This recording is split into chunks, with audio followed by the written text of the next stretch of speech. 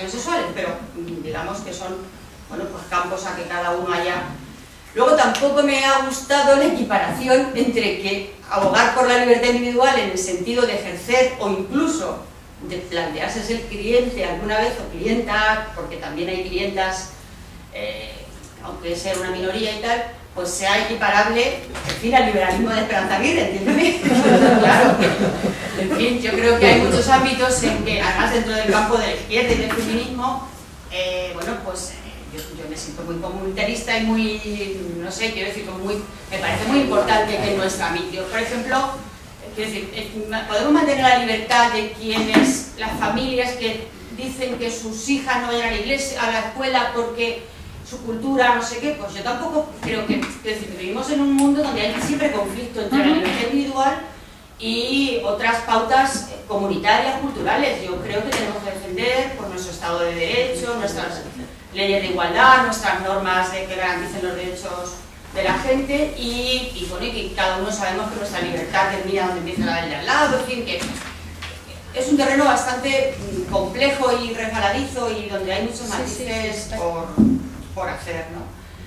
Y bueno, no sé, alguna otra cuestión, ¿no?, de las que has planteado, pero bueno, ahora ya no las tengo todas presentes y no voy a hacer aquí una. Luego también hay un tema, es decir, yo creo que hay mucha prostitución en el campo del lesbianismo, la homosexualidad, la transexualidad, que no responde exactamente a los patrones patriarcales de una masculinidad heterosexual, en fin, empoderada y tal, que también hay un ámbito. Y lo último ya, vivimos en un mundo donde para mí hay todo en fin, como una línea de continuidad en lo que es la mercantilización del sexo, y un punto es ofrecer servicios sexuales, es decir, prestar tu cuerpo para tener una relación sexual, y otro es que también responde a esos patrones masculinistas, tradicionales o patriarcales, por ejemplo, pues las strippers, por decir algo, quiero decir, o quienes se prestan a hacer una película pornográfica.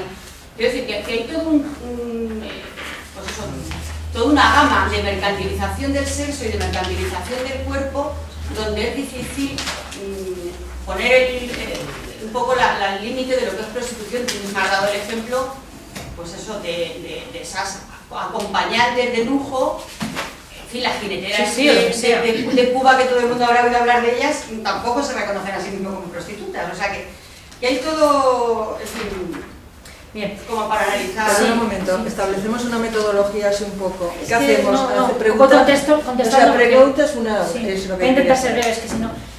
pero es que si no se me olvida todo. Es que me tengo que ir, tengo que coger el coche. Bueno, pues nada, te contesto después, si no te importa. No.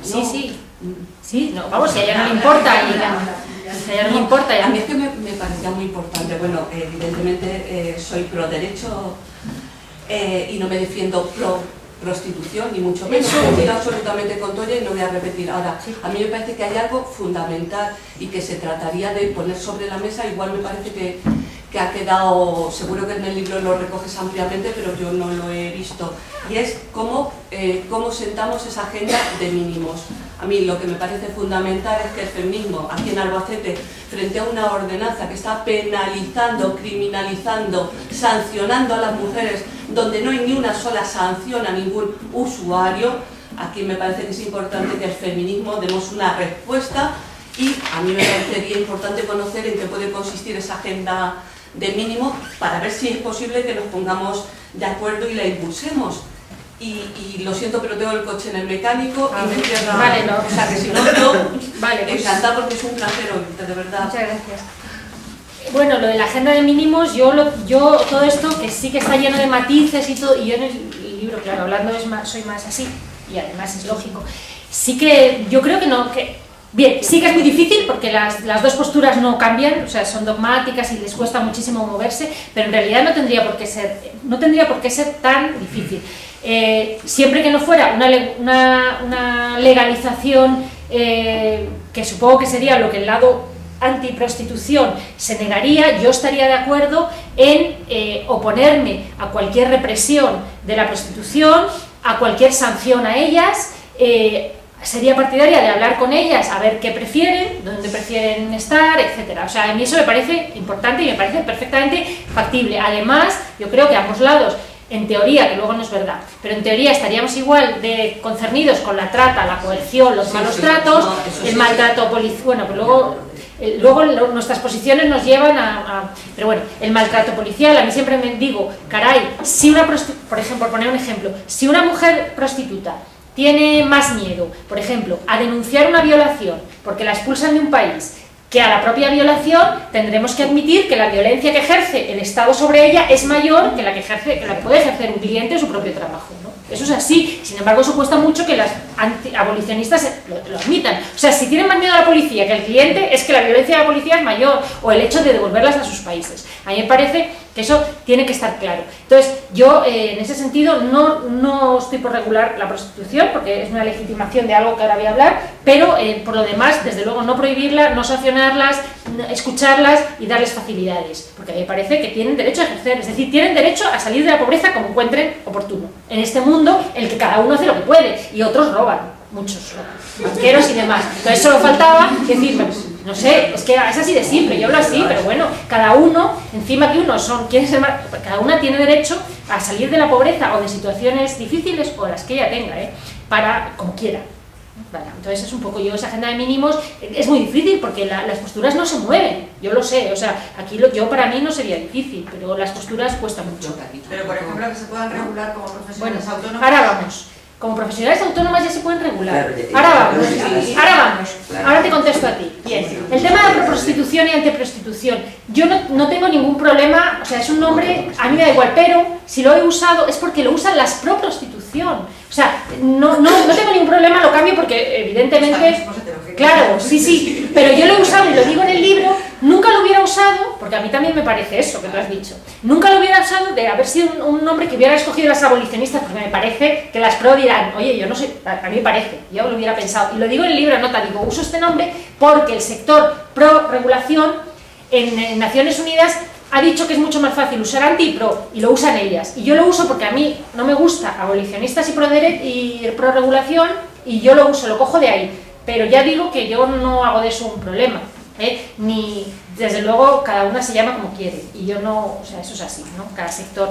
El problema de la pro-regulación es que, después de hablar con Cristina Garizábal, los colectivos pro, no quieren la regulación. Entonces, han variado completamente, o sea, yo he hablado con ellas y no se quieren llamar pro-regulación, se llaman pro-derechos. Ya no quiere nadie el nombre de pro-regulación. Ahora son pro-derechos, pero a mí no me gusta ese nombre porque yo también soy pro-derechos. Entonces, es la razón, tengo que buscar algún nombre. Igual que a ti no te gusta pro-prostitución, yo también soy pro-derechos.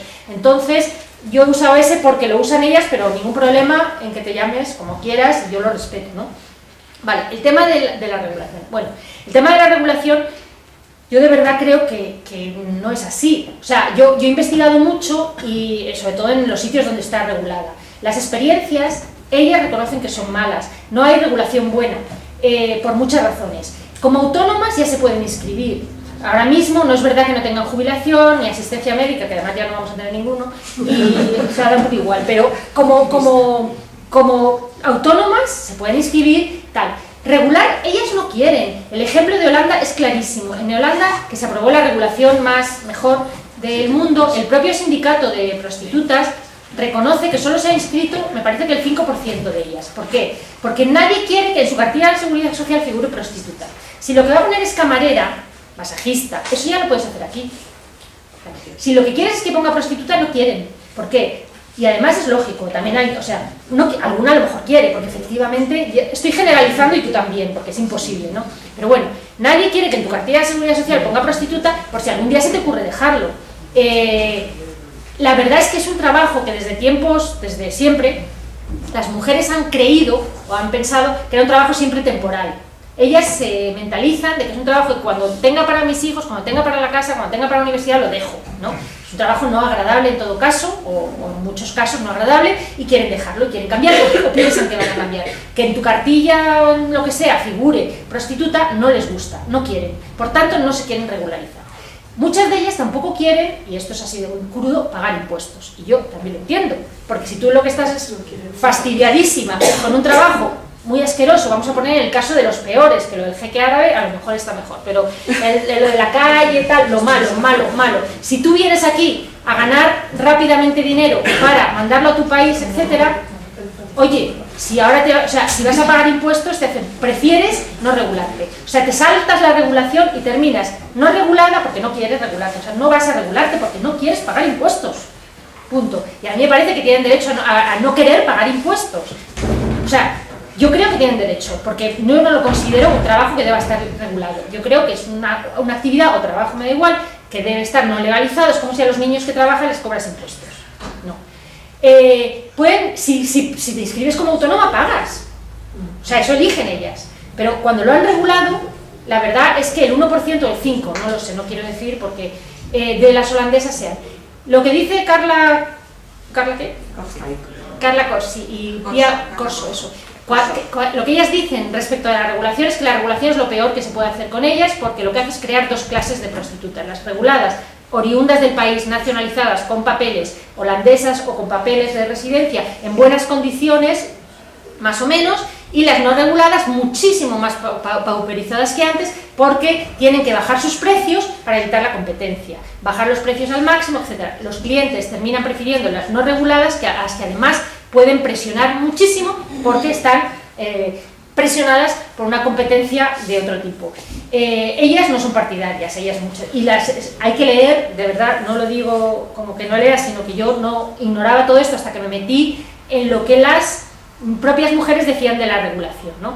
Por otra parte, el tema de la regulación, como digo, ellas eligen si quieren las ventajas de, bueno, seguridad social, etcétera, y se inscriben como autónomas, o prefieren la ilegalidad, cobrar, no tener esos derechos y marcharte a tu casa lo antes posible o dejarlo, ¿no?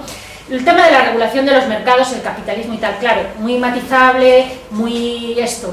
En principio, yo creo que una cosa es asumir las condiciones, las experiencias, las condiciones, es decir, las cuestiones, cómo nos movemos, ¿no?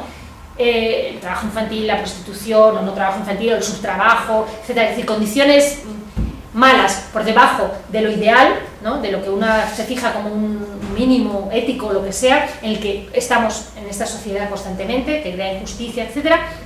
Pero tener claras algunas cosas, ¿no? En principio, cuando un mercado se regula, el problema, y eso para mí es importante desde mi punto de vista político, pero ya digo que es muy matizable, porque hablamos de derechos, de personas, etc.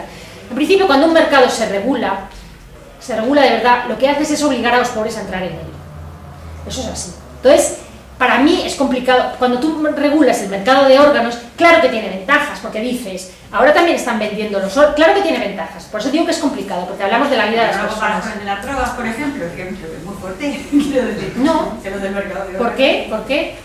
¿Por qué es tan fuerte? Es decir, en los órganos, ¿por qué? Es tu cuerpo, perdona, es tu cuerpo, tú tienes 2 riñones y puedes decidir mandar a... ¿Por qué? Es que si te niegas a compararlo, claro, yo lo comparo, yo tengo 2 riñones, si un hijo mío, perdona, no, pero es que negarte a compararlo sin razonarlo, si yo tuviera un hijo en una situación mala y tengo 2 riñones, yo vendo mi riñón, yo lo tengo claro. O sea, si a mí un hijo mañana necesita el dinero para algo y yo tengo 2 riñones, yo vendo mi riñón, y Santas Pascuas, y lo vendo ilegalmente. O sea, otra cosa es que me cojan, pero bueno, yo lo vendo ilegalmente.